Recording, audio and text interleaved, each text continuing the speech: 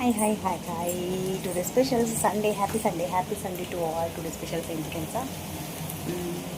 Potato fry వచ్చేసి మా ఆయనకి, ఇది వచ్చేసి బోటి ఫ్రై, ఇది వచ్చేసి చికెన్ అదనమాట సంగతి విత్ రైస్. ఒక్క నిమిషం చూపిస్తాను.